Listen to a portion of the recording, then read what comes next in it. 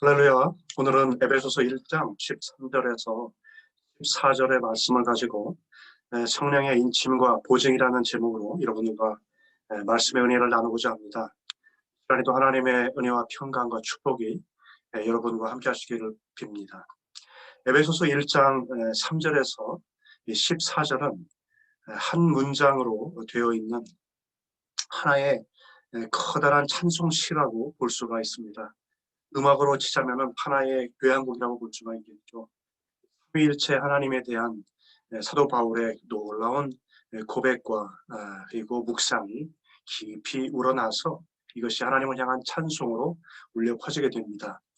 제1악장은 성부 하나님에 대한 선택과 예정, 부르심에 대한 놀라운 찬양의 고백이 되겠습니다. 제2악장은 성자 예수 그리스도의 성량과 구속, 그리고 죄사하심, 그리고 복의 통치와 만물을 통일되게 하심에 대한 사도 바울의 놀라운 통찰과 찬양이 들어있습니다. 그리고 오늘 다루게 될 13절에서 14절의 말씀은 성령 하나님께서 성부 하나님과 성자 예수 그리스도께서 계획하시고 이루어지는 그 구원을 어떻게 우리 각자에게 적용시키는지 성령님의 놀라운 사역에 대한 사도 바울의 고백과 기쁜 찬송이 담겨 있다고 볼 수가 있습니다.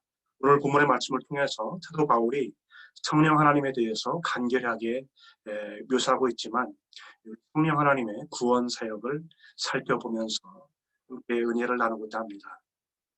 먼저 오늘 본문을 보시면 기업이라는 단어가 나오죠. 11절을 보면 우리가 예정을 그 안에서 기업이 되었다 이렇게 말씀합니다. 그리고 오늘 14절에도 성령이 우리 기업의 보증이 되신다 이렇게 말씀합니다. 우리가 하나님의 기업이다라고 하는 말씀은 무슨 뜻일까요? 그것은 굉장히 구약적인 표현이라고 볼 수 있습니다. 출애굽기 19장 5절을 보면 세계가 다 내게 속하였느니 너희가 내 말을 잘 듣고 내 언약을 지키면 너희는 모든 민족 중에서 내 소유가 되겠다 이렇게 말씀을 하고 있습니다. 또 신명기 32장 9절을 보시면 여호와의 분깃은 자기 백성이라 야곱은 그가 택하신 기업이라 말씀합니다. 야곱은 그가 택하신 기업이다. 그리고 시편 33편 12절에도 말씀합니다. 여호와를 자기 하나님으로 삼은 나라 곧 하나님의 기업으로 선택된 백성은 하나님의 선택된 기업으로 선택된 백성은 복이 있다라고 말씀하고 있는 거죠. 이것은 이스라엘 민족의 특권을 말씀하고 있죠. 하나님이 선택하시고 하나님의 소유가 되고 하나님의 기업이 되고 하나님의 백성이 되었다라는 표현입니다. 그래서 하나님의 기업이다라고 하는 표현은 하나님의 소유다. 그리고 하나님의 백성이다라고 하는 말과 우리가 바꿔서 쓸 수가 있겠습니다. 또 예수 그리스도께서 핏값을 주고 자기 것으로 값주고 사신 것이 신약에 와서는 뭡니까? 그렇죠?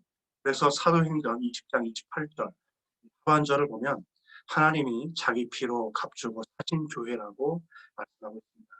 그러니까 자기 피로 사셨다라고 하는 표현은 하나님이 자기 피로 사셔서 자기의 소유로 만드셨다라고 하는 표현 그런 것이 아닙니다.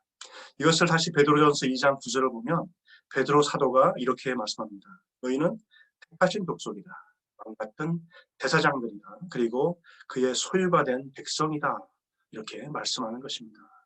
그러므로 바울이 이 단락에서 기업이다, 클레로라고 하는 동사를 사용하고 있죠. 어휘를 사용하고 있습니다. 그리스도 안에 있는 모든 사람이 하나님의 기업이 됐고 하나님의 소유가 되었다라고 말씀하고 있는 것입니다. 이것이 구약에서는 이 어휘가 이스라엘 백성에게만 사용되었던 것인데 이렇게 선택적 사용의 범위였던 이스라엘 백성의 범위가 이제 신약에 와서는 예수 그리스도 안에서 예수 그리스도를 믿는 모든 사람들이 하나님의 기업이 되었다라고 표현하고 있는 것입니다. 그러니까 유대인이나 이방인이나 구별함이 없이 하나님의 소유가 된다라고 하는 말씀하는 것이죠. 구약의 이스라엘 백성과 이것은 신약의 하나님의 교회 사이에 영적인 연속성이 있음을 우리에게 보여주고 있습니다. 그렇다면 우리에게 두 가지 질문이 생기죠. 그럼 어떻게 신약의 교회가 하나님의 기업이 되었는가, 하나님의 소유가 되었는가라고 하는 질문이고요. 두 번째 질문은 왜 하나님께서 우리 교회를 하나님의 기업으로 삼으셨는가라고 하는 그런 질문이 되겠습니다. 그것에 대해서 오늘 본문은 성령론적으로 우리에게 답을 해줍니다. 첫 번째 질문에 대해서는 성령의 유효적인 부르심을 통해서 하나님의 소유, 하나님의 기업을 만드신다, 이렇게 대답해주고 있고요. 두 번째 질문에 대해서는 그분의 영광을 찬송하기 위함이다, 우리에게 말씀해 주고 있습니다. 그럼 먼저 우리가 어떻게 하나님의 소유, 하나님의 기업이 될 수 있었는지 한번 살펴보시겠습니다. 3절을 같이 한번 읽겠습니다. 그 안에서 너희도 진리의 말씀, 곧 너희의 구원의 복음을 듣고 그 안에서 또한 믿어 약속의 성령으로 인티심을 받았으니, 이렇게 말씀하고 있습니다. 하나님의 선택과 예정, 그리고 하늘에 속한 모든 신령한 복을 주시는 것, 그리고 십자가의 대속적인 죽으심을 통해서 성자 그리스도의 대속적인 희생을 통해서 우리를 구속하시고 죄를 용서하시고, 그리고 만유를 통일하시는 통치자로서, 구원자로서 주님의 통치, 이 모든 것들이 진리의 말씀이죠. 그리고 이것이 또한 구원의 복된 소식입니다. 이것은 하나님께서 객관적으로 이루어 놓으신 구원이죠. 그런데 이 하나님의 구원이 개인에게 적용되기 위해서 무엇이 필요합니까? 그것은 그 진리의 말씀, 구원의 복음이 들려질 때 있게 하시는 성령님의 사역입니다. 이것을 성령님의 유효적인 부르심이라고 우리가 말씀을 하지요. 구원의 복음, 진리의 말씀이 전해지지만 모든 사람들이 잘 받아들이는 것은 아닙니다. 어떤 사람들은 이것을 정말 잘 받아들이는 사람도 있지만 어떤 사람들은 마음이 굳어서 순종하지 않는 사람도 있습니다. 복음이 전해지는 현장에서 항상 진지하게 듣고 반응하는 그런 사람들도 있지만, 그러나 반대로 제대로 듣지 않고 그리고 복음의 팔당 핀태로 거부하는 사람들도 있는 것이죠. 그러나 진지하게 말씀을 들었던 사람들은 사도행전 2장에서 우리에게 보여준 것처럼 이런 반응을 보여줍니다. 그들이 마음에 찔려 우리가 어찌할꼬 이런 회개가 일어나죠. 사도 바울 베드로가 뭐라고 외쳤습니까? 너희가 회개하여 각각 예수 그리스도의 이름으로 세례를 받고 죄 사함을 받으라. 그리하면 성령을 선물로 받으리라, 이렇게 말씀했습니다. 말씀을 잘 듣는 사람은 반드시 이 하나님의 말씀이 증거될 때 말씀 앞에 찔림을 받게 됩니다. 그러나 그리고 거기서 돌이키는 역사가 일어나게 되죠. 회개의 역사가 일어납니다. 애통의 역사가 일어나죠. 하나님의 말씀은 살았고 좌우의 운동력이 있으면 날선 것보다도 예리하여 혼과 및 관절과 골수와 영혼을 찔러 쪼개기까지 하며 사람의 그 마음속에 깊은 생각을 다 드러내신다라고 말씀하고 있습니다. 우리의 숨은 죄악들을 드러내게 하신 그 하나님의 놀라운 말씀, 창조의 말씀, 생명의 말씀이 선포될 때에 우리가 말씀에 때 위해서 우리 자신이 올라가서 그 말씀대로 우리가 수술을 받으면 우리 영혼이 건강해지는 놀라운 역사가 있게 되는 것이죠. 그리고 이것은 성령의 도우심을 통해서 되어진다고 성경에서는 말씀하고 있습니다. 교만한 사람, 마음 문을 닫아둔 사람, 귀를 막은 사람들에게는 성령께서 그러나 역사하지 않으십니다. 이 놀라운 이러한 긴장이 있죠. 놀라운 하나님의 은혜, 유효적인 부르심과 또한 그 가운데서 이 인간의 순종, 하나님의 주권과 우리 인간의 순종 사이에 놀라운 긴장과 함께 그 속에서 놀라운 하나님의 동일하게 일하시는 것들을 우리가 볼 수가 있습니다. 성령님께서는 교만한 자들에게 역사하지 않으시고 겸손한 자들에게 은혜를 주시죠. 교만한 자, 강팍한 사람은 진리의 말씀에 스스로 눈을 감고 귀를 막아버리는 자들입니다. 그러나 하나님께서 겸손한 자에게 은혜를 주시고 교만한 자들을 물리치신다는 이 사실 앞에서 우리는 하나님 앞에 항상 겸비한 자처럼 있는 저와 여러분이 되시기를 주님의 이름으로 축원합니다. 여러분, 사무엘상을 우리가 보면 어린 사무엘이 엘리 제사장의 집에 가서 자라게 되지요. 그 엘리 제사장이 나이가 들어서 비둔해졌습니다. 가장 큰 영적인 안타까움은 무엇입니까? 그 엘리 제사장이 나이가 들었을 뿐만 아니라 영적으로도 그가 쇠하였고 하나님의 음성을 듣지 못하는 가운데 있었다라고 하는 것입니다. 하나님께서 사무엘아 사무엘아 부르셨지만 그러나 정작 그것이 하나님의 음성인 것을 엘리조차도 알지 못했다라고 하는 것이죠. 오랫동안 하나님의 음성을 듣지 못하는 그 둔감성, 하나님의 제사장으로서 그가 부름받아서 제사장적인 사역을 감당하고 있었지만 그의 아들의 두 아들 홈리와 비느하스는 하나님의 집에서 불량자로 살지 않았습니까? 제사장의 후손들이었지만 그들의 죄악들을 그가 지적하지 못하고 그들을 바른 길로 그들을 계도하지 못하고 그러한 가운데 영적인 쇠약함 속에서 살았던 그 엘리의 비극은 하나님의 음성을 듣지 못했다고 하는 것이죠. 여러분의 심령에 하나님의 음성이 들리십니까? 우리를 향해서 성령께서 죄에 대해서, 의에 대해서, 세상에 대해서 성령께서 오셔서 심판하신다고 말씀하셨습니다. 성령께서는 예수 그리스도를 증거합니다. 성령께서는 예수 그리스도께서 가르치셨던 그 하나님의 말씀을 진리인 것을 증거합니다. 그래서 성령께서는 진리의 영인 것이죠. 이것을 세상 사람들은 거부합니다. 그러나 우리가 복된 것은 성령께서 우리에게 역사하셔서 이 하나님의 말씀, 이 진리의 말씀을 우리가 듣고 마음으로 믿어 순종하여 의에 이르도록 하셨다는 놀라운 사실에 있는 것이 아닙니까? 여러분, 그래서 요한계시록에서는 7교회를 향해서 뭐라고 말씀하십니까? 귀 있는 자는 성령이 교회들에게 하시는 말씀을 들을지어다 말씀하고 있습니다. 여러분, 물론 영적으로 죽어있던 그런 시체 같은 자, 그래서 에스겔 골짜기에 그런 마른 뼈다귀 같은 그러한 자들은 말씀을 들어도 반응할 수가 없습니다. 왜 그렇습니까? 이미 죽은 자고 영적으로 시체이기 때문에 그렇습니다. 그러나 놀라운 하나님의 역사와 하나님의 은혜, 성령님의 은혜는 무엇입니까? 생기야 사방에서 불어와서 더 죽은 뼈다귀들에게 그 생기가 대언될 때에 생기가 사방에서 불어와서 그 마른 뼈다귀가 일어나고 핏줄이 올라오고 살갗이 입히고 뼈가 맞추어지고 그래서 놀라운 하나님의 거룩한 군대가 일어나는 것을 우리가 보게 되지 않습니다. 하나님의 말씀의 부흥이 일어나는 것이죠. 성령의 놀라운 역사 속에 성령님의 말씀, 그 말씀의 진리의 말씀을 증거할 때에 그것을 내가 죄인으로 깨닫고 믿음으로 받아들이며 아멘하며 화답하며 그 진리의 말씀에 반응하도록 하는 것, 이것이 놀라운 성령님의 구원의 역사, 성령님의 놀라운 유효적인 부르심이라고 하는 것입니다. 여러분, 이것은 믿지 않는 자, 불신자들에게도 중요할 뿐만 아니라 성령님의 이러한 말씀하심은 또한 믿는 자들에게도 필요합니다. 믿는 자들, 바로 우리 성도들에게도 하나님의 말씀이 늘 들리는 것은 아니기 때문에 그렇습니다. 우리의 영적인 귀가 우리가 어두워지고 우리가 영적으로 둔감해지면 이 성령님의 음성을 듣지 못하잖아요. 그래서 성령님께서 요한계시록의 7대 교회를 향해서 뭐라고 하십니까? 귀 있는 자는 성령이 교회들에게 하시는 말씀을 들을지어다 말씀하지 않으십니까? 여러분, 그래서 말씀은 들음에서나 믿음은 들음에서 나며 이 들음을 통해서 우리의 믿음이 생겨나는데 이 말씀을 듣고 믿게 하시는 놀라운 성령님의 사역이 계속되어야 되는 줄로 믿습니다. 불신자들에게도 이런 유효적인 부르심의 사역이 계속 되실 것입니다. 그리고 믿는 자들에게도 성령께서는 지금도 우리에게 말씀하시기를 원합니다.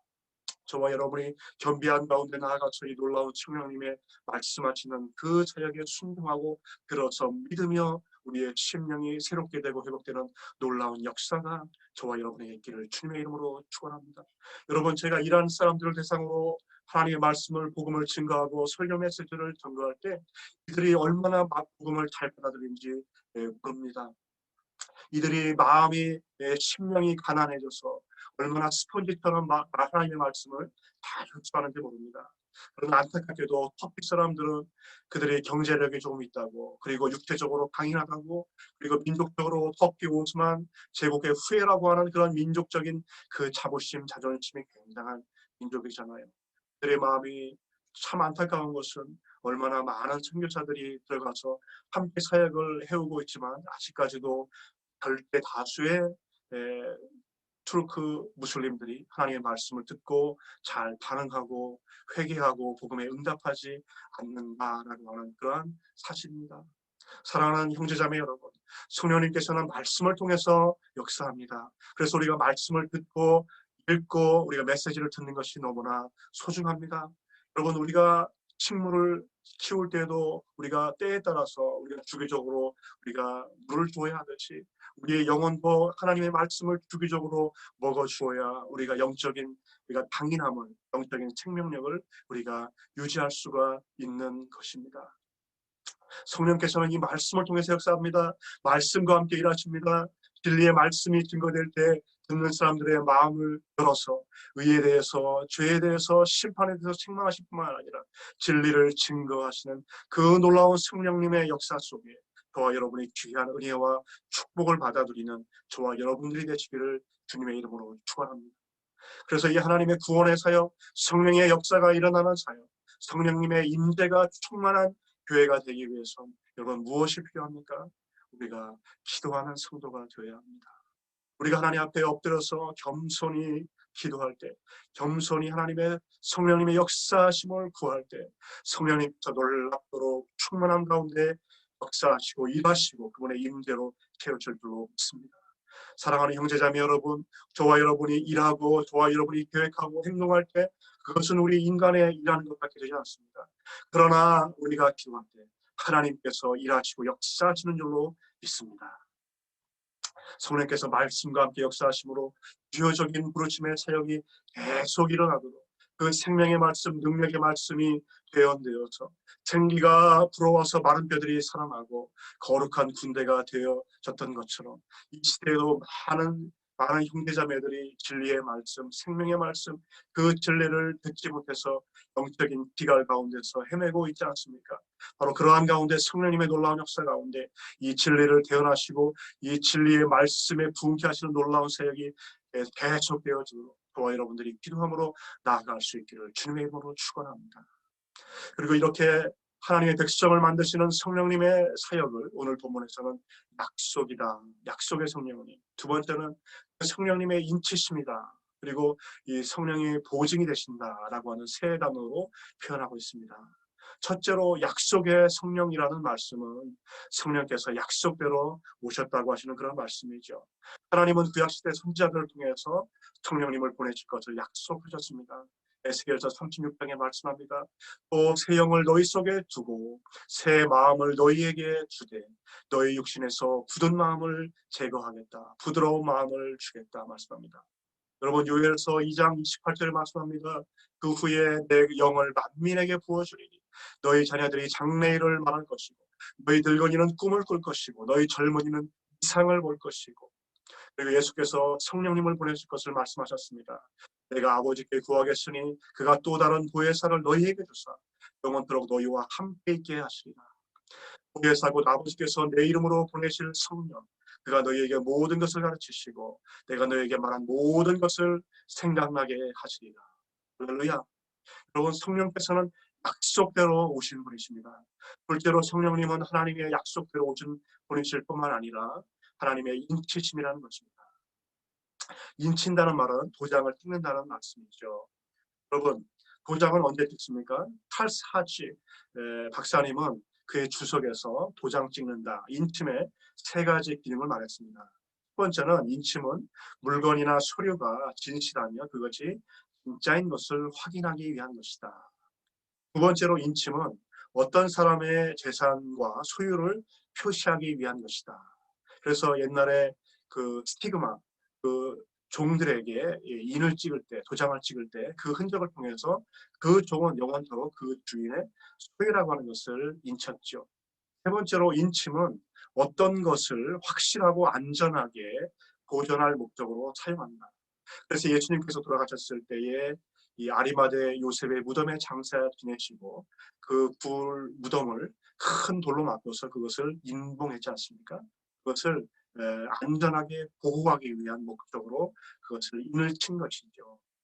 여러분 이렇게 도장을 찍는다고 하는 것은 소유권과 신빙성을 확실성을 나타내는 표시입니다. 가축들 그리고 그런 인침이 어떻습니까? 외적인 것이라고 한다면 하나님께서 성령으로 인을 치신다고 하는 것은 바로 우리의 마음에 이루어지는 것이죠. 하나님은 그분의 백성을 자기 것으로 표치하기 위해서 그 백성 안에 성령님을 두시고 성령께서 내주하심을 통해서 그분이 우리를 인치신 것을 증거하시는 것입니다.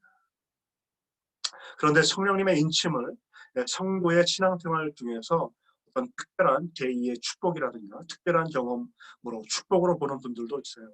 그래서 오늘 본문의 인침을 오순절 교단이나 에서는 그렇게 두 번째의 블레싱, 축복으로 여기거나 두 번째 특별한 경험으로 여기기도 합니다.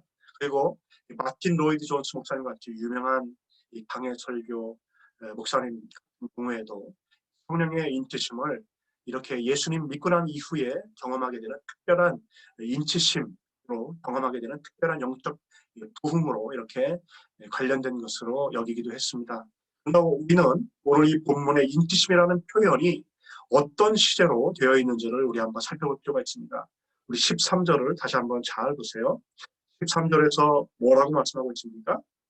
그 안에서 또한 너희도 믿어 약속의 성령으로 인치심을 받았으니 이렇게 말씀하고 있습니다. 여러분 한글 성경 번역이 지금 아주 잘 되어 있습니다. 너희가 그 안에서 신앙생활 열심히 하고 성령님께 부르짖고 성령님의 능력을 구할 때, 기도할 때 너희가 앞으로 인침을 받게 될 것이다. 두 번째 축복을 받게 될 것이다. 이렇게 말씀한 것이 아니죠. 미래 시제로 표현하지 않았습니다. 대신 너희가 믿는 순간에 약속의 성령이 너에게 오시고 너희가 인치심을 받았느니라 라고 과거 시제로 표현한 것입니다. 만일 성령의 인침이 또 다른 특별한 미래에 주어질 세컨드 블레싱이나 미래적 축복으로 경험이라고 우리가 한다고 한다면 대부분의 성도님들은 이 성령님의 인치심을 받지 못한 채 신앙생활을 하고 계시는 것이 되겠죠. 그러나 오늘 본문이 그렇게 말씀하지 않는다고 하는 것을 우리가 주목할 필요가 있습니다. 물론 우리는 성령님의 충만을 구해야 됩니다. 우리는 성령님의 역사하심을 기도해야 됩니다. 이것은 교회의 사명이죠.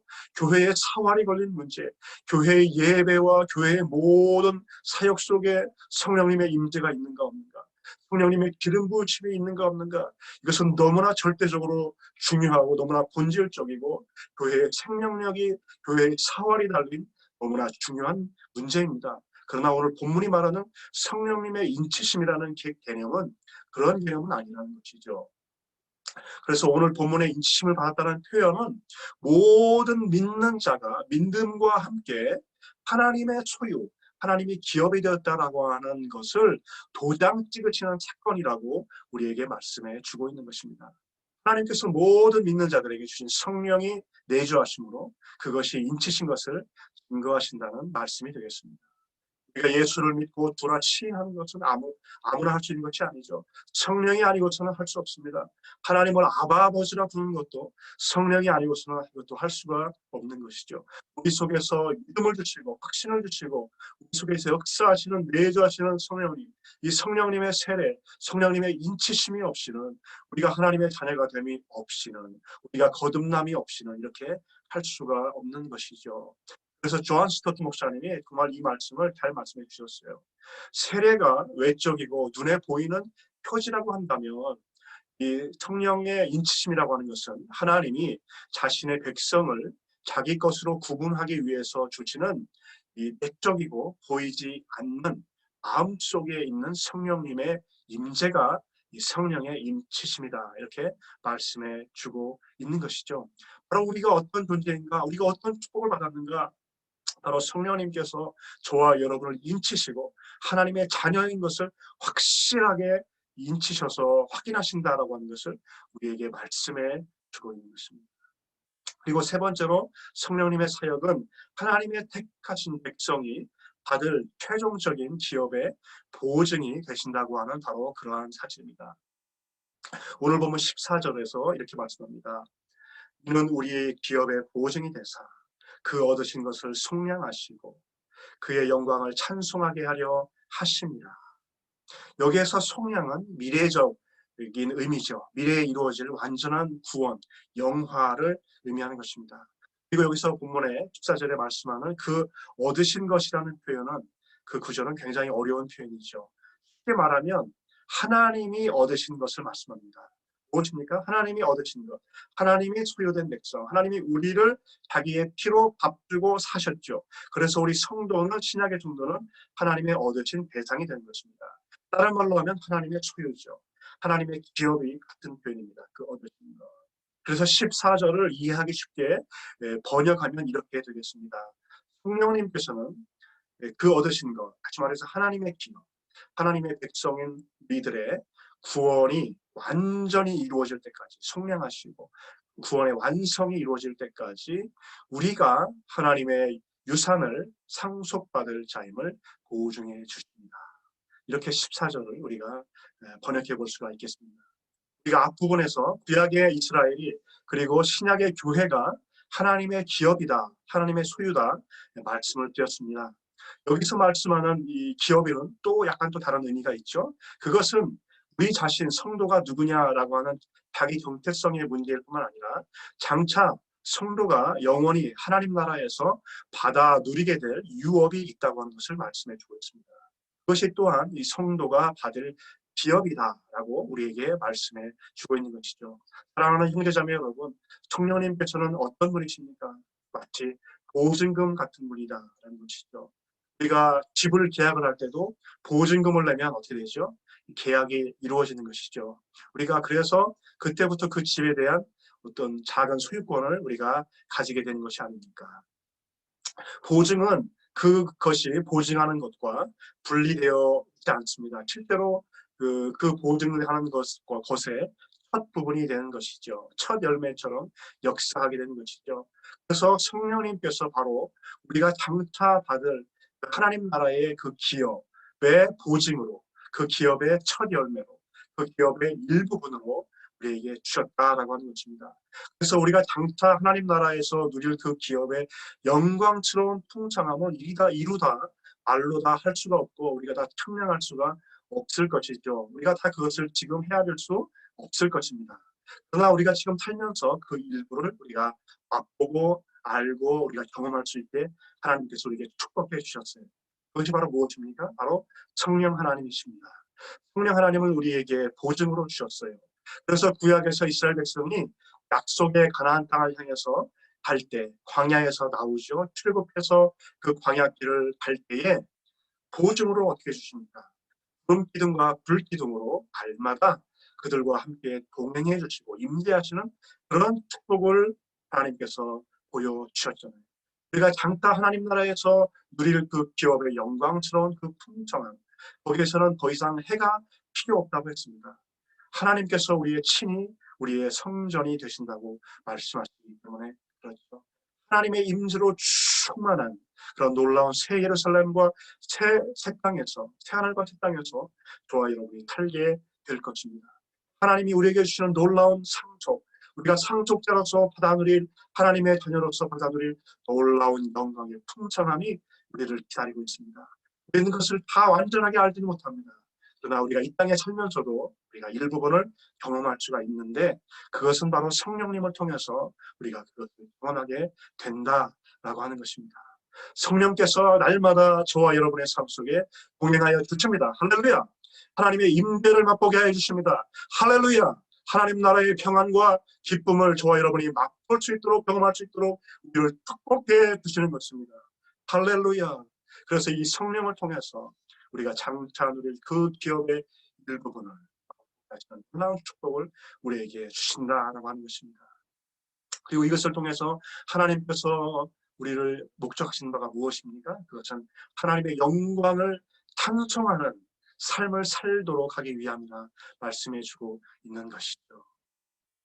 여러분, 성령의 유효적인 부르심과 인치심, 보증을 통해서 당신의 백성을, 당신의 소유를, 당신의 기업을 하나님께서 만드시는 놀라운 축복을 주시는데 그것을 통해서 우리가 하나님의 영광을 찬송하는 백성이 되도록 하나님께서 목적하신다 말씀하고 있습니다. 이것은 우리가 입술로서만의 찬양을 말하는 것은 아닙니다. 그것은 변인적인 찬양을 말합니다. 그것은 우리의 삶으로, 우리의 인격으로, 우리의 순종으로 하나님께 드리는 반응이며 총체적인 예배이며 총체적인 찬양이며 전인격적인 그런 찬양을 우리의 삶 속에 하나님께 올려드리는 그러한 삶을 살아가는 것을 말씀하고 있는 것입니다. 이런 놀라운 귀한 하나님의 영광을 찬송하는 그런 놀라운 입술의 고백, 우리의 삶의 고백, 우리의 인격의 고백, 우리의 인생의 고백이 날마다 이루어지기를 주님의 이름으로 축복합니다. 사랑하는 형제자매 여러분, 말씀을 맺겠습니다. 우리는 지금 바울이 어디서 이 놀라운 이 찬양을, 예배를, 기도를 기록하고 있는지를 살펴볼 필요가 있습니다. 그것은 로마의 죄수로서 그가 로마의 감옥에서 기록을 썼다라고 하는 것이죠. 에베소 교인들 향해서 찬송하리로다 고백하면서 너희가 이것을 알기를 원한다 이렇게 고백하면서 기도하면서 이 서신을 썼다고 하는 그런 사실을 우리가 주목할 필요가 있습니다. 그는 감옥에 있었지만 그에게서 찬송의 깊은 샘이 터졌습니다. 전 영혼이 전율하면서 하나님께 찬양하고 그 하나님께 감사하고 하나님께 영광을 돌려드리는 그런 삶을 그가 어려운 인생의 어두운 밤과 같은 그런 감옥 속에서도 하나님을 향해서 그가 그 감사의 찬송, 감사의 찬양을 그가 드리고 있다는 사실을 여러분 한번 생각해보세요. 얼마나 감격스럽지 않습니까? 얼마나 없지 않습니까? 얼마나 놀라운 찬양의 신앙의 고백이 아닌가요?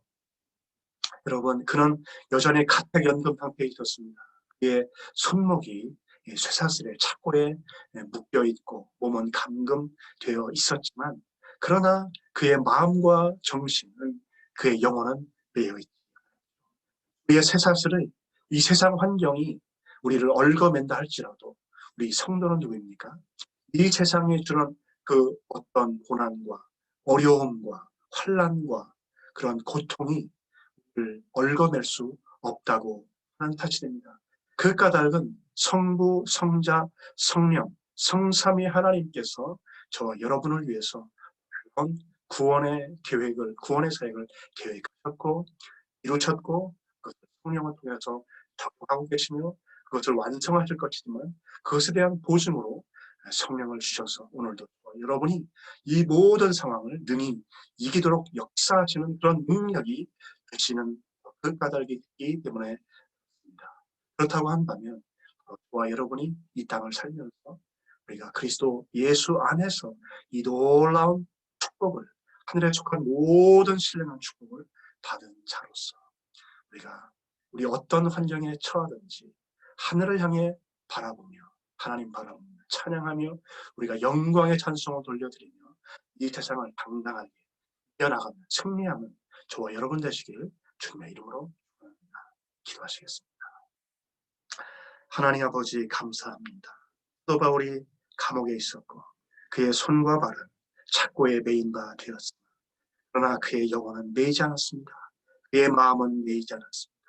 그가 감옥에서 하나님 이 바울 자신을 위해서 행하신 모든 그리고 에베소 교회 성도를 향해서 이루어진 모든 구원의 계획과 선택과 예정과 하늘에 속한 모든 신령한 복을 복주시고 그리고 그것을 예수 그리스도 안에서 허락하시고 예수 그리스도로 말미암아 예수 그리스도를 통해서 이루어진 구속으로 죄사하시고 통일되게 하시고 당차 이루어질 그 구속을 위해서 성령께서 역사하시고 우리 각자가 하나님의 말씀을 믿게 하시는 놀라운 그런 유효적인 축복을 우리에게 허락하시고 말씀의 부흥을 주시고 생명의 말씀을 우리에게 주시고 우리가 그것을 믿게 하셔서 우리를 구원받게 하시며 우리로 인침받은 하나님의 백성이 되게 하시며 우리로 하나님의 소유가 되게 하셔서 하나님 우리가 어디에 있든지 어떤 상황에 처하든지 어떤 곤란한 형편에 처하든지 이 놀라운 구원 아무도 끊을 수 없는 구원 그 무엇도 막을 수 없는 이 놀라운 구원